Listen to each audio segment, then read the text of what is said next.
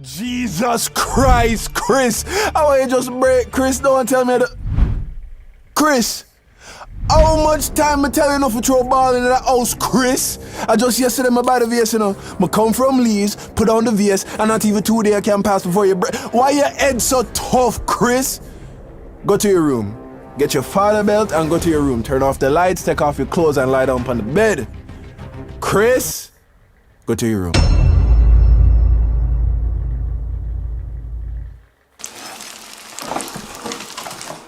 Yo, hey, yo, dog, yo, look at this. Look, you watching? You watch.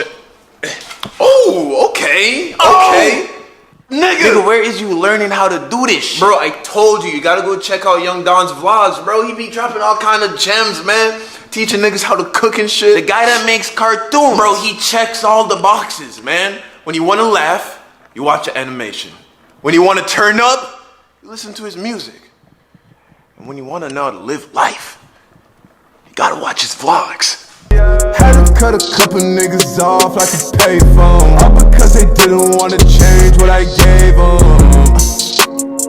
Was that it?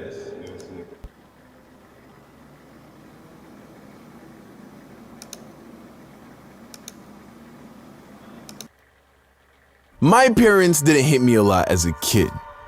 So when they did, it really left an impression, literally and metaphorically. One of my most memorable ass whoopings happened when I was in the 2nd grade, and I remember it so clearly because of how traumatizing it was. And the funny part is, the actual beating itself, not that bad. And I know that because that's not what I remember. I mean, I remember lying on the bed, pulling down my pants, all of that, but I don't remember how long it lasted or how much it hurt. What I do remember with crystal clarity, however, was the lead up to the actual beating. That was the traumatic part. The worst part about getting hit by a black parent is that they tell you it's coming. They give you a warning. They want you to think about it. Like you fuck up, right? As a kid, you threw a ball in the house, you're not supposed to play ball in the house. And now, your mother's new decorative vase that had nothing in it, by the way. So why even have the vase? You don't know. All you know is that now it's broken. Jesus Christ, Chris. I want you just break. Chris, don't tell me that. Chris, how much time I tell you enough to throw a ball in that house, Chris? I just yesterday I buy the VS, you know. I come from Leeds, put on the VS, and not even 2 days I can pass before you break. Why your head so tough, Chris? Go to your room.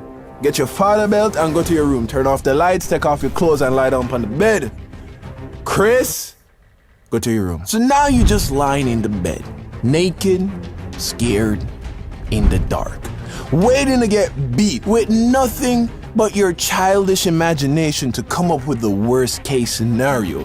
The beating may be child abuse, but the suspense is torture. Now, to be fair, that example I just gave never happened, okay? My mom never beat me for breaking shit. She would hit me for weird things, like lying. But this next beating that I'm about to tell you about did happen. And it was at the hands of my father. Now, I've always hated homework, right? Most kids hate homework, but for as long as I can remember, I have always tried to get around doing it. I would lie to my parents and tell them that I didn't get any. Then I'd lie to the teacher, tell her I left it at home. I'm talking since grade 1, bro. It's been fuck homework, nigga. So in the 2nd grade, right, they introduced this thing to us called a homework reminder. It was a little paperback notebook that we were supposed to write down our homework assignments in. The teacher would write all the homework on the board in the morning, and you had all day to write it down in your homework reminder before school was over. On top of that, we got like a little 15-minute break or something every day, which was just for writing down your homework.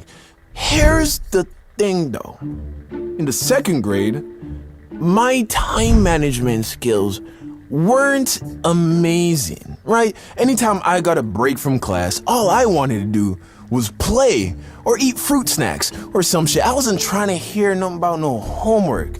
Plus, I knew that when my dad came to pick me up from school, if I didn't write it down, he would just write it down for me, which I thought made way more sense because he was like way better at writing nigga. So one afternoon, my dad arrives at school to pick me up, at which point he asks me if I had written down the homework.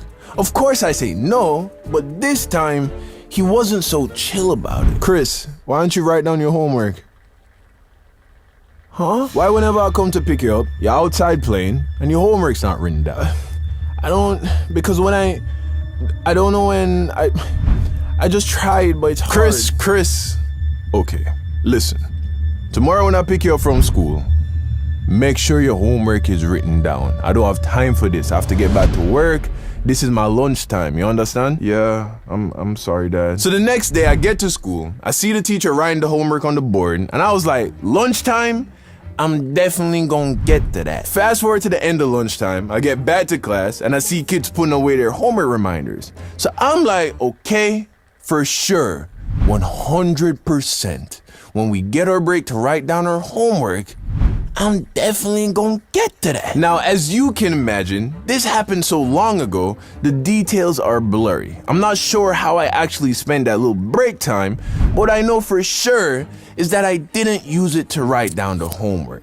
Probably spent it playing tic-tac-toe with my classmates or something. And I know that because what I do remember is my father arriving at my school to pick me up, and my homework was not written down. In fact, I remember I was actually in the middle of writing it down when he showed up, which I thought was an improvement, but clearly he didn't. He sees my teacher, who was still in the classroom waiting on me to write down the homework so she could clean the board, and he asks her, why isn't his homework already written down?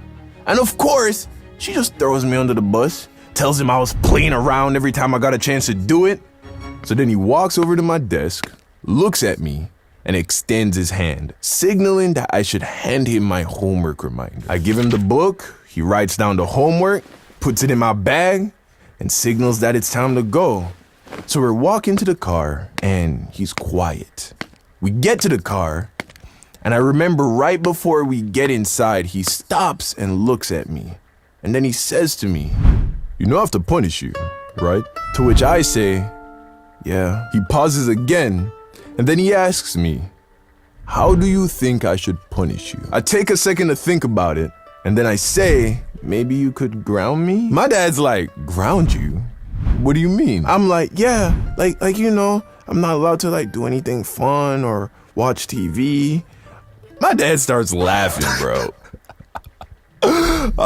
Son, grounding isn't real. You watch too much TV.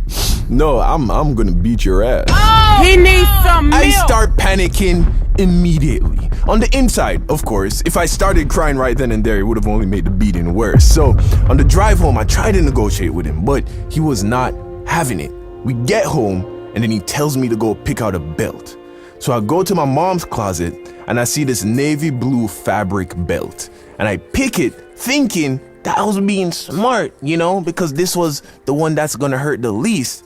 But of course, my decision only offended my father.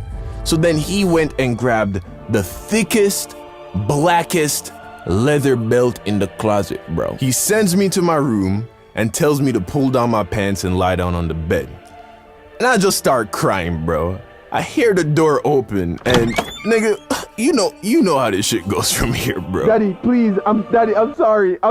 Stop the crying. Okay, I love you. Stop the crying. Move your hand. Move your hand. Okay. When the teacher write the homework on the board, you must stop the playing and write it down. You understand me?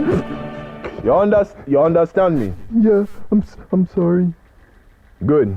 All right, come. Get your towel and wipe off your face. That was definitely the worst spanking I've ever gotten. I got one more beating after that. Wasn't as bad, but I still cried. Maybe I'll tell that story next. I'm better off on my own.